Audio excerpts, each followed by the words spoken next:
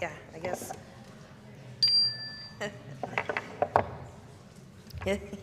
Welcome. Hi, my name is Meredith Hall. I am a member of this congregation and your worship associate today.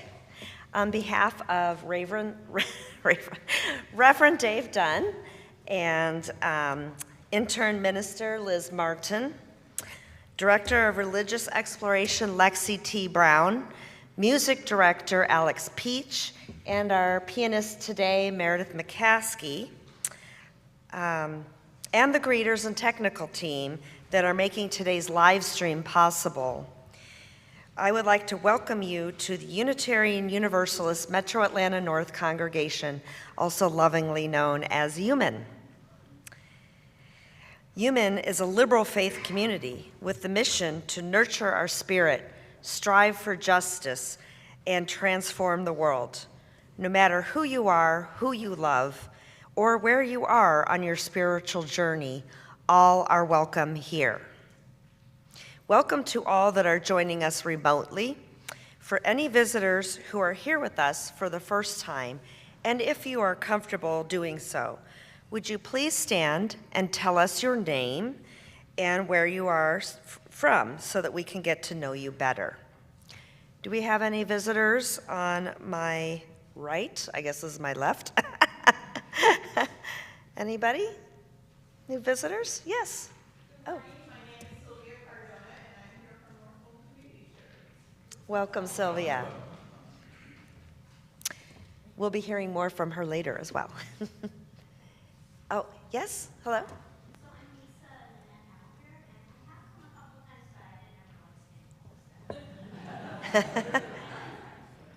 Welcome, Lisa. I just met her earlier, actually. And any visitors over here on my right? No? Okay. Well, happy Transparent Day. Since 2009, the first Sunday of November is celebrated as Transparent Day, where the LGBTQ+ community and its allies honor the trans community's rights. The social justice team is taking nominations for 50-50 recipients. To nominate an organization, please fill out the insert in your order of worship and place in the offering basket or contact social justice via email. And are there any other announcements? Do I ask that? No? Okay. Please consult your printed order of worship to see our second hour adult enrichment offerings for today. And now let us greet one another with the hand or elbow of friendship.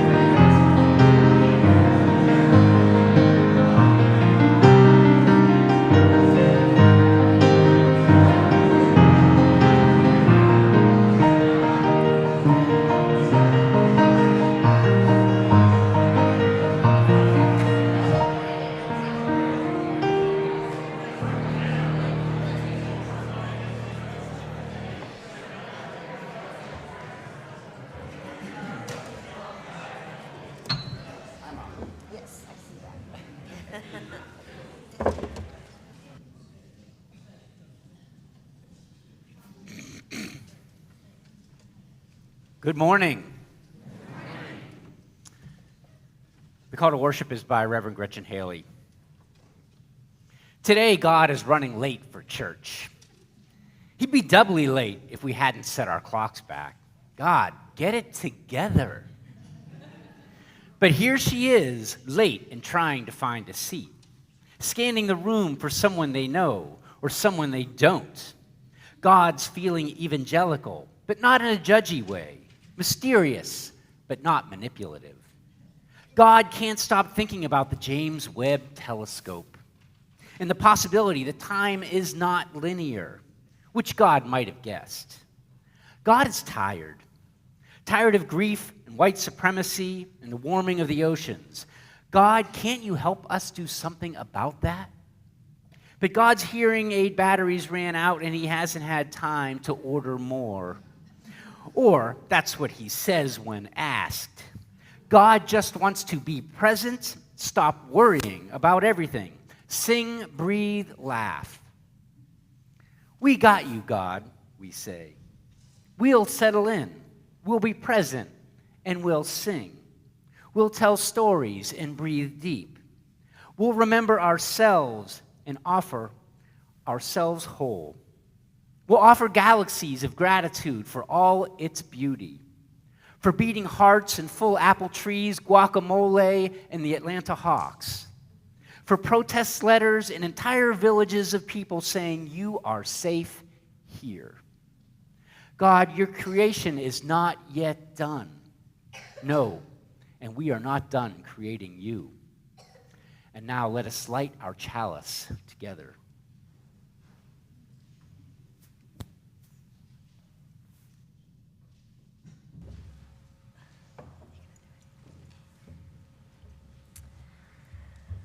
I breathe in the warmth of this light, its glow filling the spaces where fear and doubt reside. I breathe out the tension I carry. I release what no longer serves me. I breathe in the strength of our community, a sanctuary of diverse voices and shared purpose. I breathe out the urge to go it alone. I embrace the power of togetherness. I breathe in the courage to speak truth, even when it trembles on my lips. I breathe out the silence that holds me back. I make space for honesty and justice. I breathe in the hope of transformation, knowing we are here to build and to heal. I breathe out despair, trusting that change is born in small acts of love. As we light this chalice, may each breath remind us of the sacred rhythm of life, the pulse of creation, and the power we hold to shape the world around us. And now, as you are able, would you please stand and sing our opening hymn number 1008 in the softback hymnal, When Our Heart is in a Holy Place.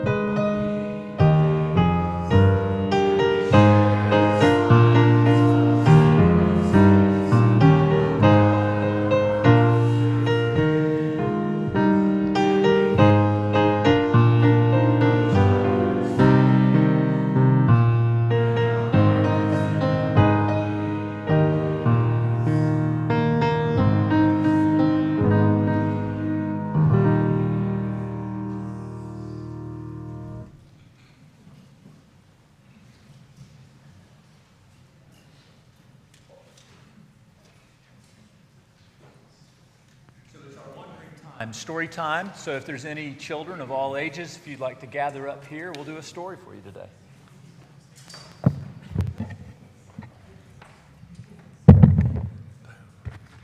All right. So good morning. What have y'all noticed about the trees lately? What are they doing? Turning yellow. They're turning yellow, right? What other colors? Red ones, red and orange and yellow. Yeah, it's the changing of the seasons, right? So when it gets to be fall, all the leaves start to turn color and then they drop off the trees. Does anybody have a lot of leaves in their yard? Yeah. So we're going to read a story today about two of my favorite friends, Frog and Toad. And these are stories from each season, and we're going to read a story today that is about fall. It's called The Surprise. So it was October. The leaves had fallen off the trees. They were lying on the ground. "I will go to Toad's house," said Frog. "I will rake all of the leaves that have been falling on his lawn. Toad will be surprised." Frog took a rake out of the garden shed. Toad looked out of his window. "These messy leaves have covered everything," said Toad. He took a rake out of the closet. "I will run over to Frog's house. I will rake all of his leaves. Frog will be very pleased." Frog ran through the woods so that Toad would not see him. Toad ran through the high grass so that Frog would not see him. Frog came to Toad's house. He looked in the window. "Good," said Frog. "Toad is out. He will never know who raked his leaves." Toad got to Frog's house. He looked in the window.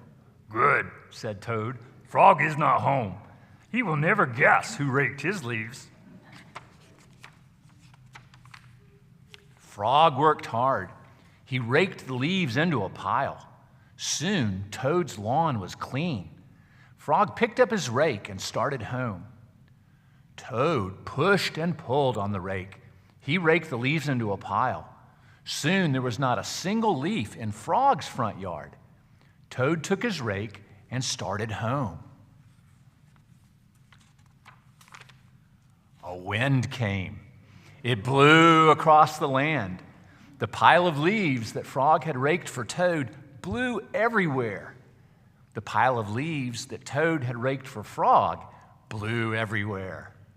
When Frog got home, he said, "Tomorrow I will clean up the leaves that are all over my own lawn. How surprised Toad will be." When Toad got home, he said, "Tomorrow I will get to work and rake all of my own leaves. How surprised Frog will be." That night, Frog and Toad were both happy when they turned out the light and went to bed. That's it.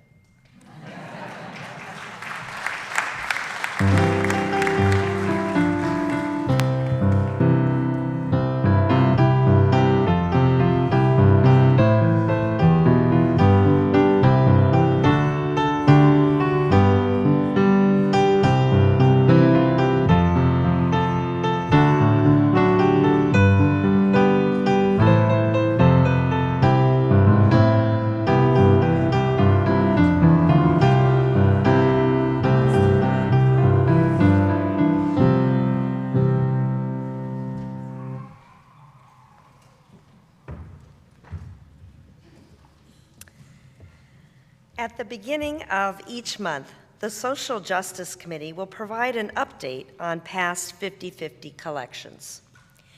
In September this year, we partnered with the Xerces Society for Invertebrate Conservation. They are an international nonprofit organization that protects the natural world through the conservation of invertebrates and their habitats. Your generous contributions resulted in a donation to their work in the amount of $574.72. Yay! This month's 50/50 recipient is North Fulton Community Charities. NFCC offers programs and services that help prevent hunger and homelessness in North Fulton. In light of the possible end or the uncertainty around the Supplemental Nutrition Assistance Program, also known as SNAP, during this government shutdown, which could lead to acute food scarcity for many in our community, the UUMAN board has decided to donate the UUMAN portion of its 50-50 donations to NFCC. Therefore, for the entire month of November, 100% of all funds designated as 50-50 will be donated to NFCC. I think that's wonderful. And we already met Sylvia, so she is our 50-50 speaker this morning, Sylvia Cardona, NFCC's Vice President of Community Engagement. She grew up in Honduras and attended Georgia State University, where she earned a master's degree in business administration. Since moving to Georgia in 2001, she has been an active volunteer with multiple organizations, including Mentor Me, Rotary, and the Episcopal Church. In her free time, she enjoys reading, gardening, and spending time with her family and pets. She has spent the past 15 years managing nonprofit organizations, and she brings a wealth of experience in fundraising, operations, program management, and board development. She joined NFCC in September to increase awareness, financial support, and partnerships to support their mission, which is to help ease hardship and foster financial stability in our community. Please welcome 50-50 guest speaker Sylvia Cardona.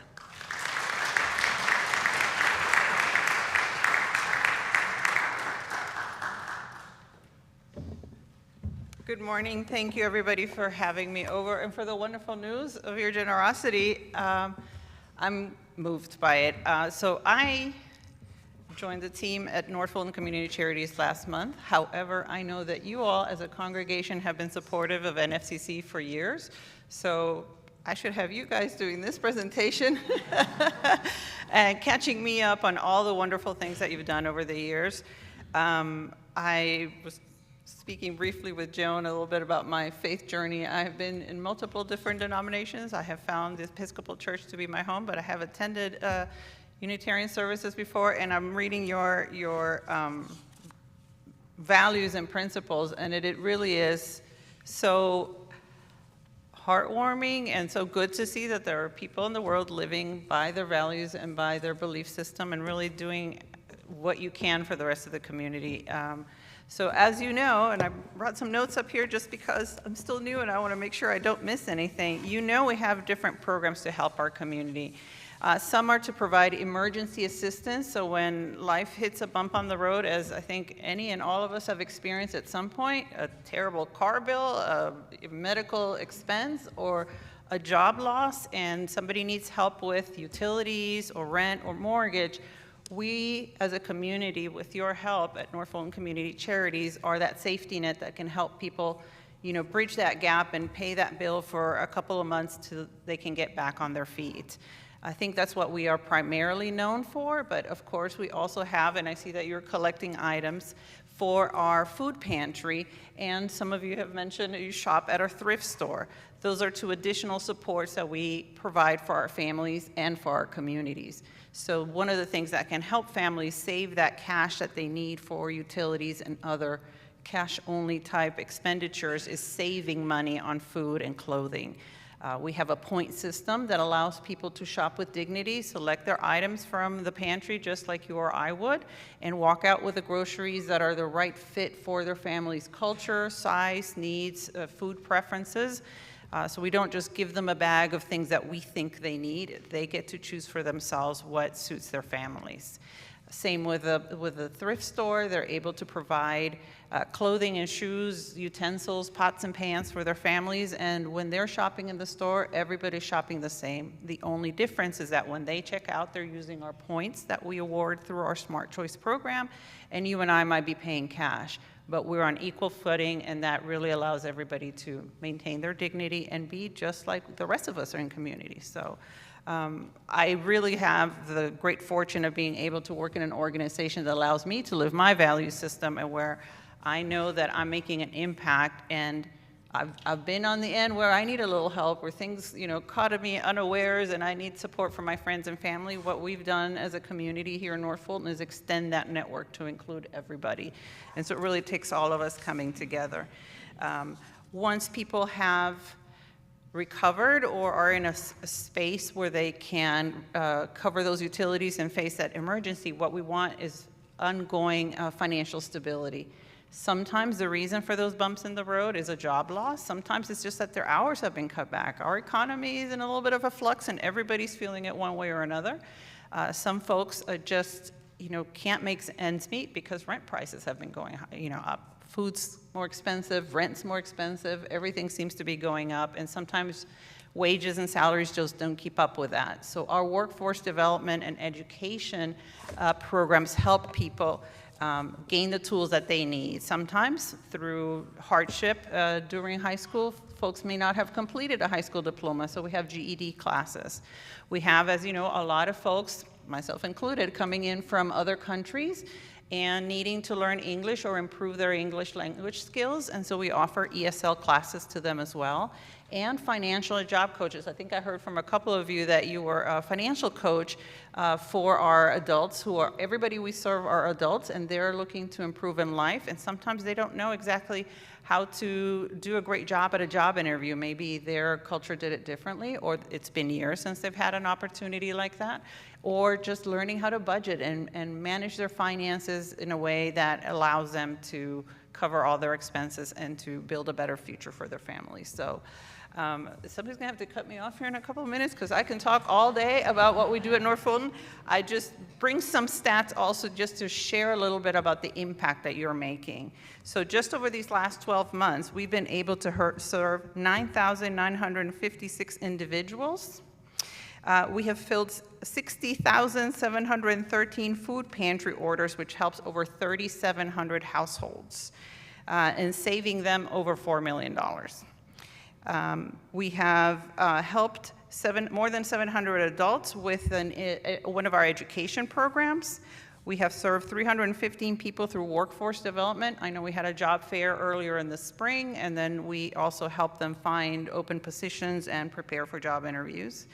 We have helped 10,920 families through thrift clothing assistance, which is about 900 families each month. So please keep bringing your donations. When you guys do your closet cleanouts, it helps us we sell those items, so that helps us bring revenue for our programs, but also provide clothing and necessary items to our families. So with that being said, 152,000 plus items were distributed through thrift clothing assistance. That is a dollar equivalent of $733,000, which is $200,000 more than the previous year. I know some of you are wondering how we're handling things. We have seen an uptick in requests for assistance, for financial assistance, for food assistance. In our thrift stores, you see we've already awarded more than $200,000 additional dollars in thrift items. And so it's very timely that you guys are doing a collection. I'm really grateful that you've decided to give 100%, because I think we're on the tipping point of what we're about to see as far as people needing assistance. We can't quantify it yet, but we know that just the past month we served 20% more people than the same time last year. And we don't know how much longer this is going to go. So I appreciate your generosity and certainly your proactiveness and helping us stock up so that we're ready for the needs our neighbors might have. So thank you very much, and I'm glad to join you this morning.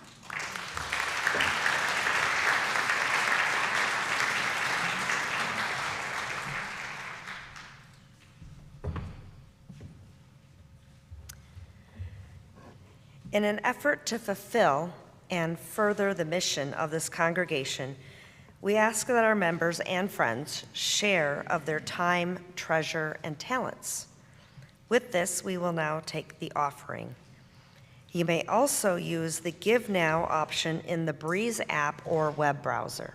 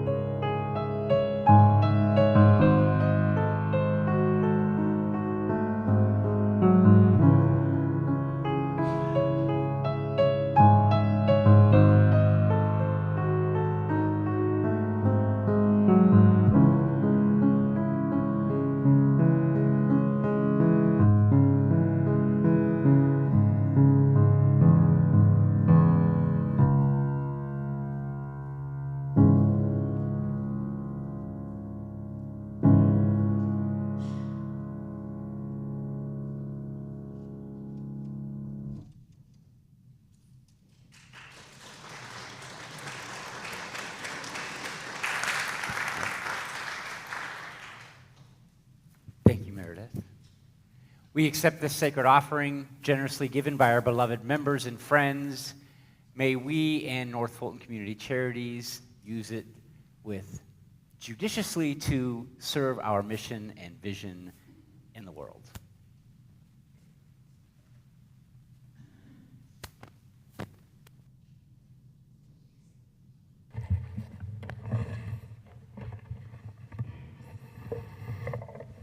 At this point in our service, we share our joys. I lost my place. We share our joys with each other to magnify them, and our sorrows to divide the weight of our pain.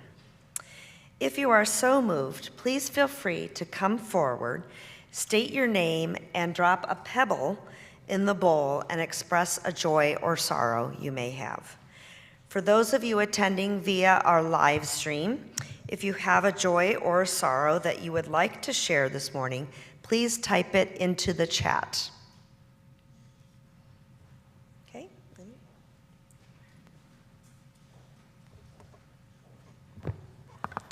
Good morning. I'm Bruce Langston.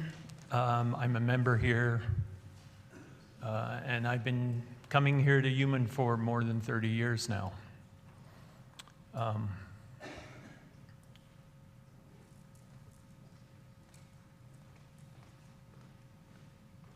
I'm going to drop two pebbles. One is a great joy, and the other is a great sorrow. I'll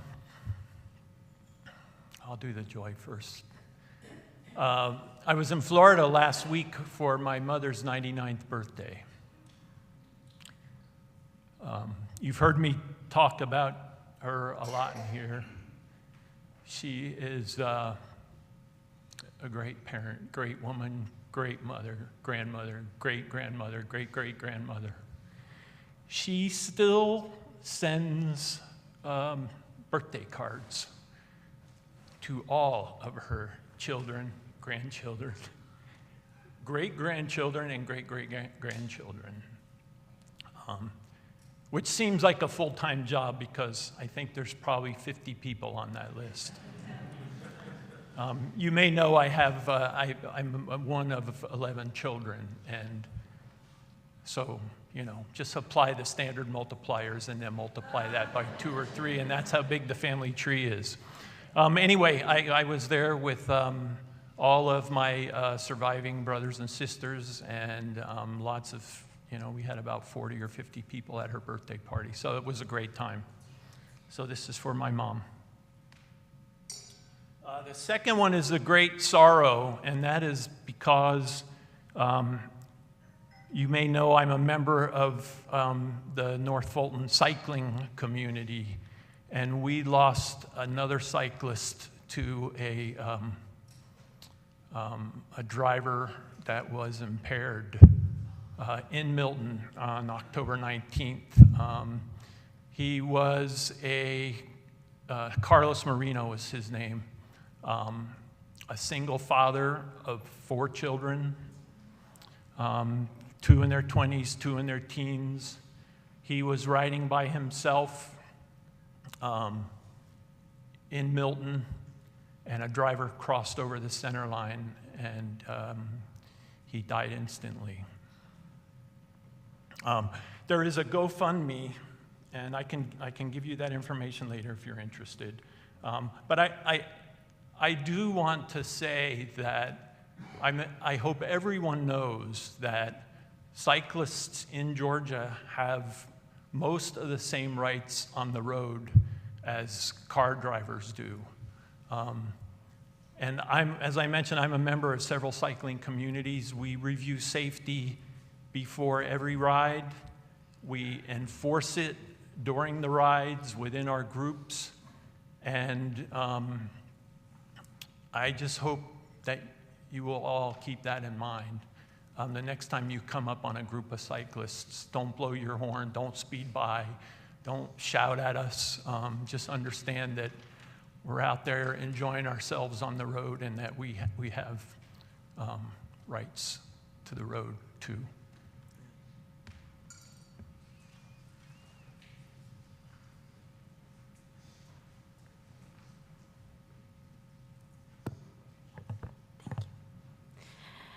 Good morning, everyone. My name's Constance, and I am a recent member here.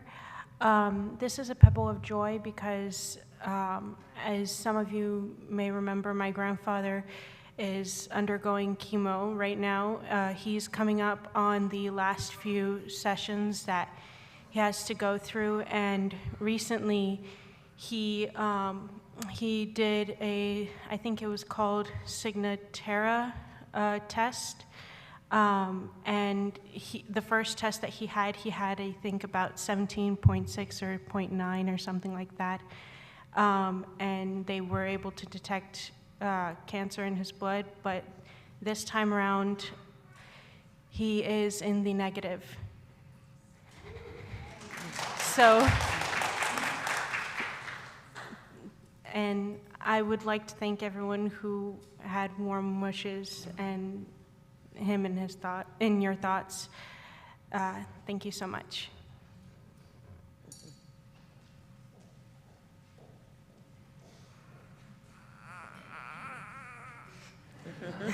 Hi, everyone. My name is Danny Morrow, and I'm a recent member here. I have a pebble of joy because this is my son. He was born September 8th. This is Rowan Kinsey Morrow, and he's 7 weeks old now, and so this is our first time back since he's been born, and so I just want to introduce you all to him. He is doing well. I do want to just share that I'm so grateful for everyone who provided a meal or gift card. I know we're new here, and everyone was so kind, especially, and we are transitioning to 2 kids under 2. Well, now we have a 2-year-old too, so we just really appreciate all of the help since we don't have family here. It was a huge, huge help. I also want to just kind of, lift him up in your thoughts because he does have, he was born with a cleft palate, which we were unaware of in the ultrasound, so he finally gained some weight, so he's doing a lot better. But he will need surgery here probably around 9 months. And so, and this also means that I can't breastfeed, which is very sad for me because I breastfed my first. So, but he is doing much better now that we've been seeing the CHOA craniofacial clinic. And so I just want to thank everyone, thank Lexi for starting the meal train, and thank everyone for providing meals and just being a huge support to us.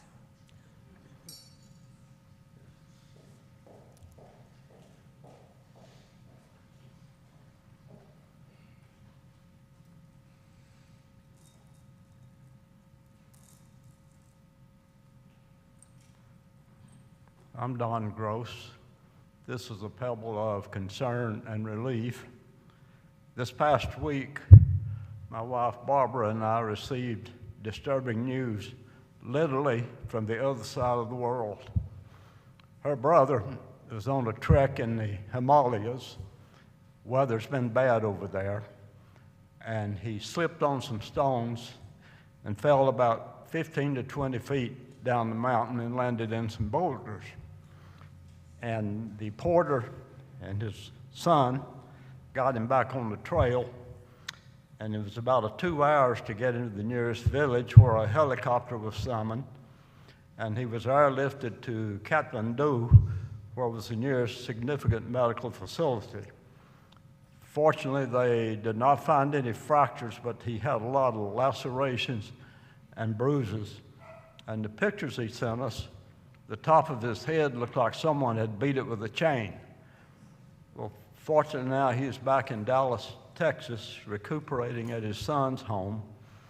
And we're very grateful that it was not worse, because he said that there were places on that trail, it was not a slope at the edge, it was a precipice. So fortunately, the place he fell off didn't do any more damage. So we're just grateful that he's back. Oh, he did say he thought that was his last trek, and then we heartily agree.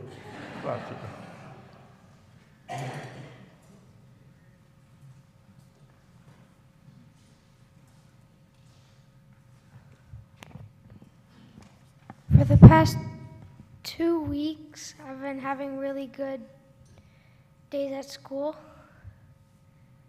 and we won our first basketball game yesterday.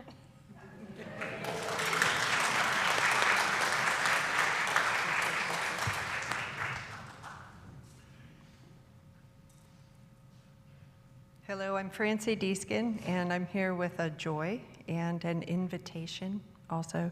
The joy is for me that Frick and Frack Market, which is my business in Canton, we are hosting a gathering, and NFCC is one of the beneficiaries. And what we're doing is on November 11th from 10 to 1 at the market, we're going to gather and make an assembly line for little toiletry bags. So you're welcome to bring something to contribute, or you could bring your time and talent to contribute to the assembling of the bags. So that's November 11th from 10 to 1, and it's called a Friendsgiving gathering, and we'll be serving some Friendsgiving food as well. All right, thank you.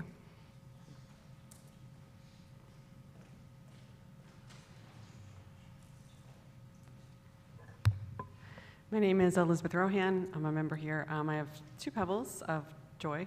One is that my husband, Stephen Shanahan, over there, turned 60 last week. So that was...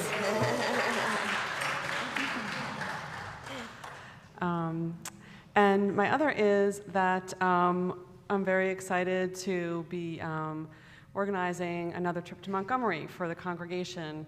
It was supposed to be our youth going, our senior youth, because we're doing an anti-racism curriculum, but we decided to open up to everybody, so you should have, received an email to join us and to come on, it's the Sunday of Martin Luther King Jr. weekend, so see you there.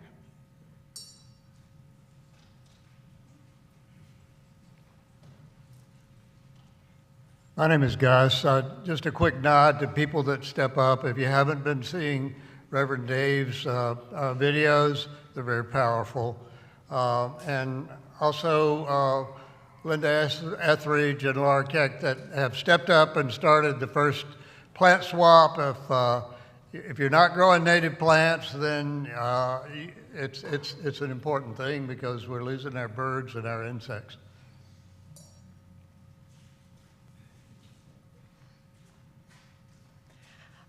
I'm Shelley Negrani. I have a joy that on Wednesday I fly up to Fairbanks to spend my 75th birthday with my beloved sister and son and their families.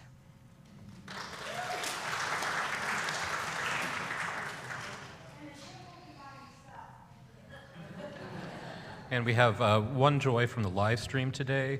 Dave Pregel writes, my niece has been assigned to Fort Bragg for her internship after she graduates with her degree in psychology.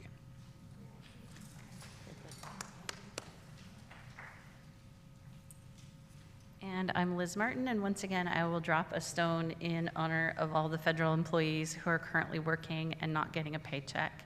I am utterly grateful that at my house we are simply tightening our belts, but we are calculating how long can we go on like this. So this is for everyone in that situation.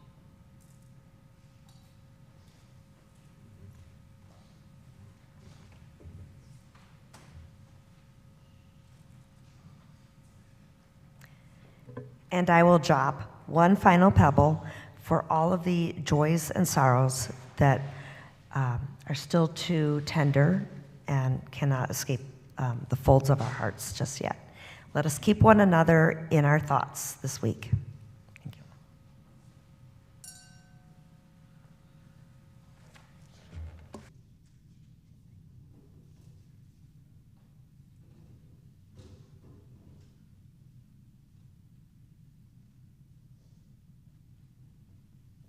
On September 30th, 1770, John Murray preached the first Universalist sermon in America. He believed that God would not condemn humanity, God's creation, to eternal damnation and hell. He didn't believe in hell.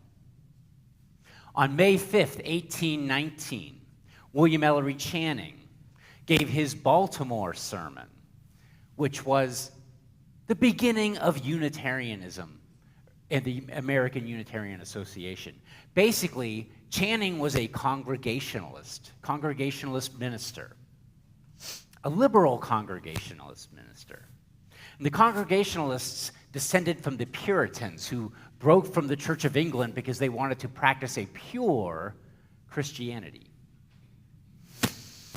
But anyway, after Channing's sermon, the liberal Congregationalists split from the more conservative Congregationalists, and the liberal Congregationalists became the American Unitarian Association. On July 15th, 1838, former Unitarian minister Ralph Waldo Emerson delivered his Harvard Divinity School address at the graduation of the ministers at Harvard Divinity School.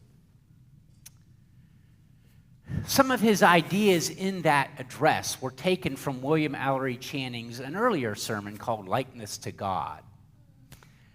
But nevertheless, after Emerson gave his talk, many regarded his talk as being heresy. He basically replaced God with a set of divine laws. And he didn't really recognize the divinity of Jesus. He said that Jesus just followed these divine laws, perhaps better than anyone who had ever lived. Emerson also talked about God as being within, or God as in nature. And many of the people who attended thought that was like pantheism or perhaps even paganism. Again, heresy. On May 19th, 1841, the Reverend Theodore Parker gave a sermon called The Transient and Permanent in Christianity. He divided aspects of Christianity and put those aspects in those one of two bins, basically, a transient, kind of impermanent bin and a permanent bin. He put Jesus' ministry, what Jesus did, his ethics and his morality, in the permanent bin. But the miracles and Jesus as being this divine character, he put in the transient bin. That upset a lot of people. It is said that during his sermon, somebody got up and walked out. And it was written that, well, it was either due to a badly ventilated building or a heresy ventilated but too well.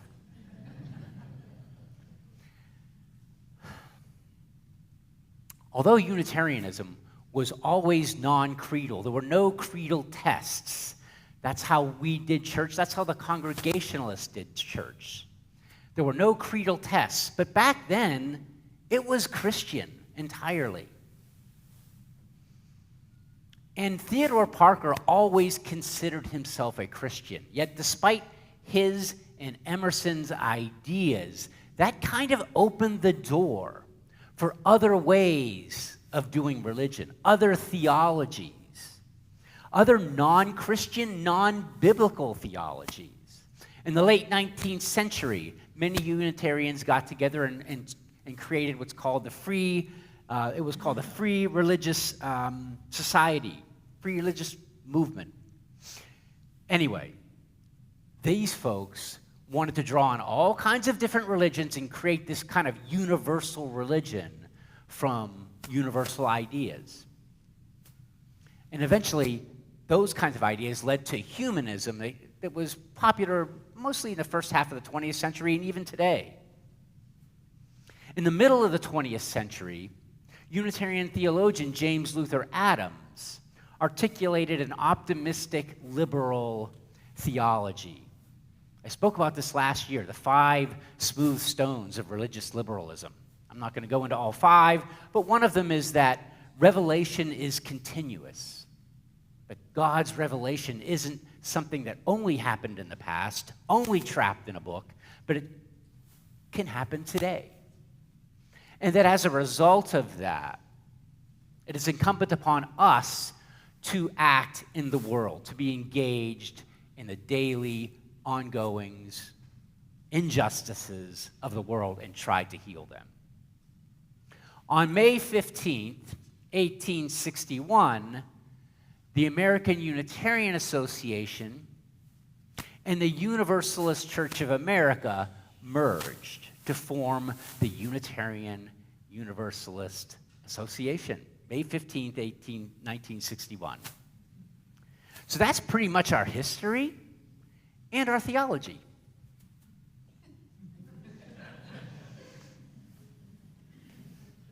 Hang on. Hold up, Dave. You're going to stop in 1961? Sure, why not? Did I say 1861? 1961? You're going to stop there? Some of the best things in the world were born after that.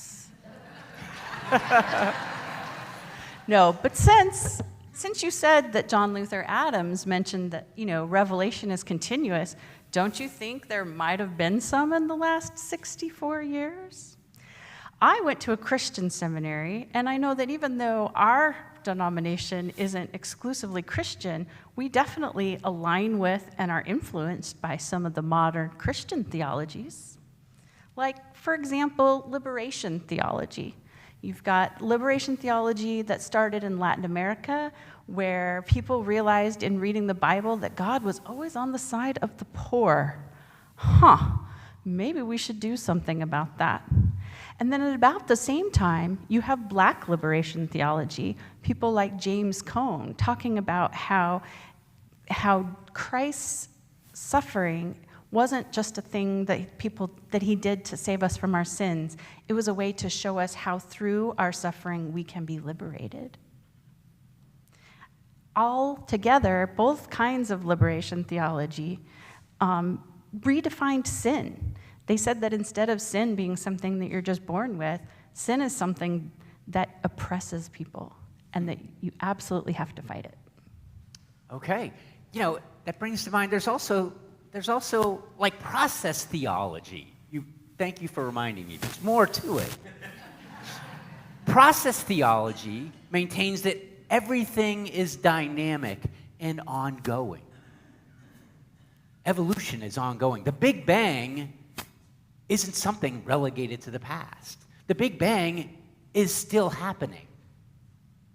Everything is in the process of becoming. The universe, us, and even God. We and all things are part of the process. We are all co-creators. That's process theology. And of course, liberation theology birthed a whole lot of different types of theologies that were about liberating other groups, like, women. So there's feminist theology, where they centered the voices and the stories of women in the sacred texts. And then suddenly it occurred to someone that feminism wasn't necessarily fitting for every single woman in the world. And we had something new born from liberation theology and feminist theology called womanist theology that centers the stories and experiences of women of color. And in this world, in this vision of theology, what sin is redefined as is that which prevents humans from flourishing.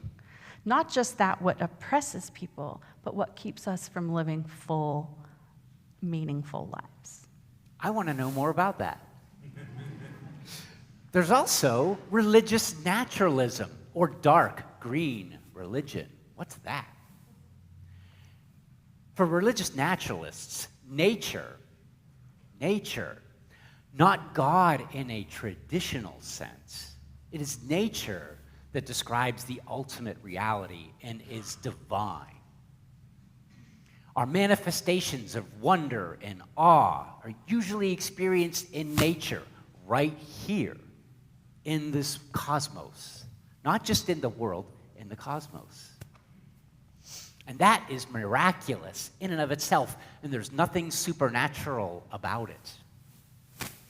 And I said dark green religion. The word dark means that we have a deep, deep, deep commitment with reverence to the natural world.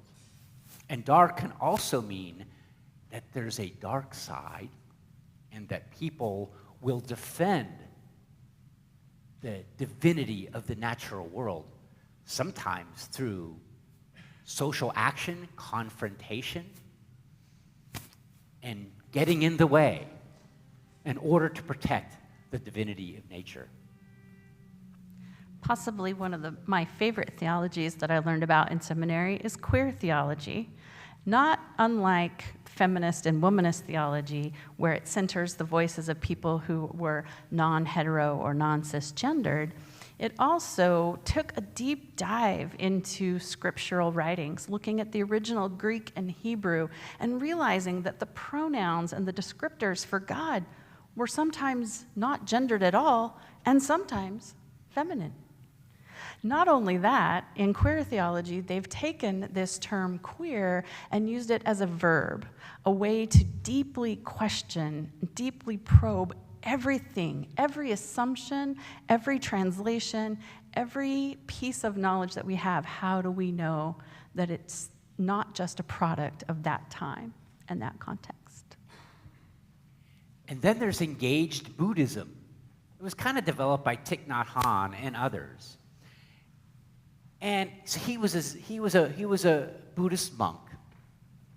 But engaged Buddhism was that how to live a balanced life as a monastic, but also engaged in the ideas and the societies and the problems of the world. How can we balance those things? And he, or those who developed engaged Buddhism with him, came up with 14 precepts on how to live that theology in the world. For them, individual acts of loving kindness, compassion, extending joy, individual acts are in and of themselves acts of social justice.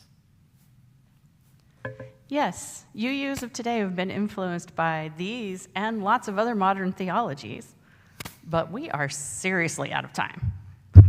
Seriously out of time? Seriously out of time. Well, we're just going to wrap it up here in a second. So, I think we should have a second-hour course on just to kind of do a deep dive into some of these theologies. And maybe we'll start it like next week. It'll be a monthly class starting like next week. Second Sunday of the month. We'll start there to explore different topics every month, so you'll hear more about that. But before we close, I want to do those readings. All right. Faith without works is dead, but works without faith is groundless. If I say the word God, people run away. They've been frightened, sat on until the spirit cried, "Uncle." Now they play hide and seek with somebody they can't name. If you had a temple in the secret spaces of your heart, what would you worship there? What would you bring to sacrifice? Unitarian Universalists are neither a chosen people nor a people whose choices are made for them by theological authorities, ancient or otherwise. We are a people who choose. If our theology is sound, it will have implications that will interfere with our lives, leading us to act on our convictions and live out our faith. Theology is the framework around our experience. It is the scaffolding we return to for understanding what is going on in our lives and in our hearts. Clarifying our religious identity is among the most important tasks facing liberals today. We cannot sustain effective prophetic practice unless we know who we are, unless we have a clear sense of our religious identity and a clear understanding of why prophetic social justice is religious work. We must be clear about the core religious commitments and theological principles that support and guide our lives.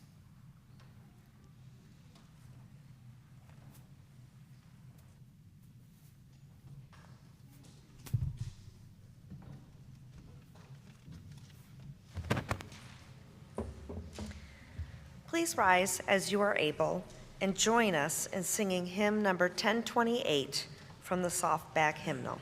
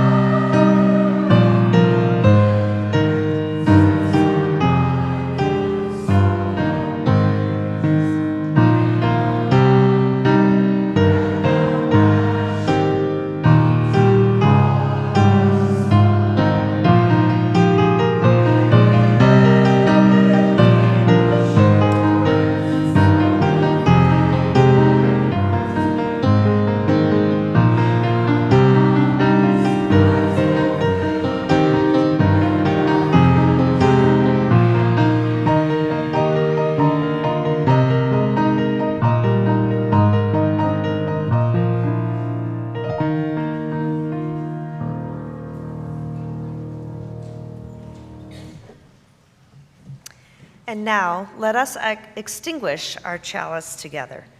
We extinguish this flame, but not the light of truth, the warmth of community, or the fire of commitment. These we carry in our hearts until we meet again. From the dreams of youthful vision comes a new prophetic voice, which demands a deeper justice by our courageous choice. When we live with deep assurance of the flame that burns within, fulfillment and our future can begin. Go in peace and enjoy your week.